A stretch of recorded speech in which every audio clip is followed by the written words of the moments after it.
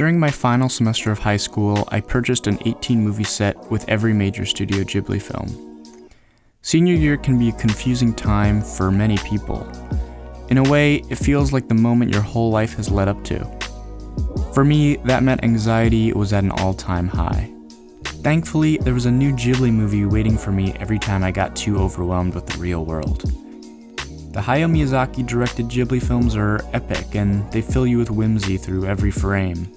Miyazaki's childhood spent in his family's airplane shop gave him a beautiful obsession with flying machines of any type. And watching Porco Rosso soar through the air is indeed a sight to see. But only one Ghibli movie included in the set was grounded enough to really connect to a struggling student such as myself.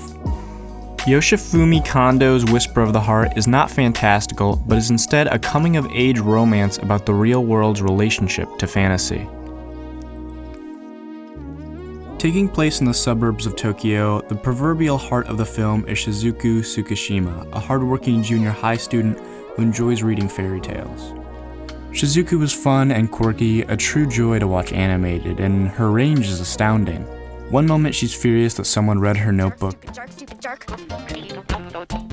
Stupid jerk, stupid jerk, stupid jerk. And the next she's in tears. Stupid jerk!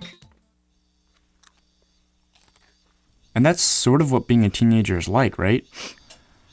A lot of times you don't know how to handle your feelings, and sometimes you don't know why you're having them at all. Ghibli films are great at finding a way to balance real feelings with fantastical elements. However, when there are no fantastical elements, the characters hit so much closer to home. High school anyway. Are you crazy? You think a junior high education is enough? What kind of fantasy world are you living in? Hey, it's my future, so I make the decision. Don't give me that attitude. You know you're being completely ridiculous. If you keep acting like this, you will ruin your life. Oh yeah, school's really made your life great. When Shizuku realizes someone is checking out every library book she gets before she does, she begins to create a fantasy in her head about who this mysterious figure might be. We've all been there, Shizuku. She experiences the frustrations of modern society, but unlike a character such as Ashitaka in Princess Mononoke, there's no defined quest that's going to help her find answers to life.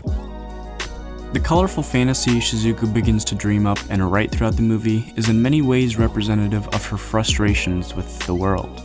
Her fantasy is the brightness and color she wishes was in the real world, brought to life by artist Naohisa Inoue. As Shizuku writes, though, she begins to understand the struggles of being an artist.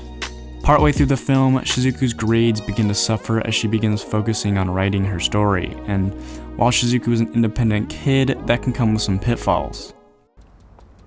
You're lucky, Shizuku. Your parents don't bug you to study all the time. Sometimes I wish they did. Yeah. She's relentlessly hard on herself in a way only an artist can be. Hey, it's not bad.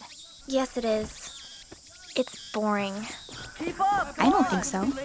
And Shizuku's newfound laser-focused approach to writing nearly pushes her to the brink. This leads us to Whisper of the Heart's director, Yoshifumi Kondo. Kondo was the up-and-coming director at Ghibli, supposed to take over for Miyazaki after his retirement. Working with animation is an astonishing amount of effort, and Ghibli movies require a rigorous 2-year process. Miyazaki is known for being hard on his workers, and his philosophy is that filmmakers should always be working under the gun, so to speak. Miyazaki leaves notes on every single frame of his movies. This insane regimen is the dark price we pay for works of art, and Whisper of the Heart isn't shy about showing us how overwhelming being a creative is. And Yoshifumi Kondo knew firsthand what that was like. Miyazaki and Kondo had many differences, but they were both workaholics. Kondo collapsed and was hospitalized only 3 years after Whisper of the Heart was released. Miyazaki said he had punctured his lungs several times before, and even though the doctors had told him he would die unless he was hospitalized, he always came back to work managing the pain with acupuncture. I was convinced that he would surely come back this time too. Even though his lungs were about to be punctured, Kon-chan didn't stop moving his pencil, withstanding his pain. In many ways, in our profession, we wear ourselves out, and once we get through this final wrap, we can take a brief rest and we can start working again. So I had assumed.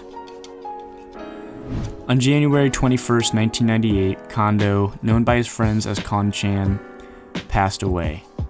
Miyazaki said that Whisper of the Heart was the film Kondo had always wanted to make when the two were kids. In Miyazaki's initial proposal for Whisper of the Heart, he says the movie is a challenge for young people to chase their dreams as hard as they can. That was in 1993, 5 years before Kondo's death. However, I have a different outlook on the subject. If you're already like Shizuku, you work hard, constantly worry about the quality of your work, and compare yourself to others, then I think the opposite is true. Take a break. Listen to your body. It's important to let yourself breathe, relax, and heed the whisper of your heart.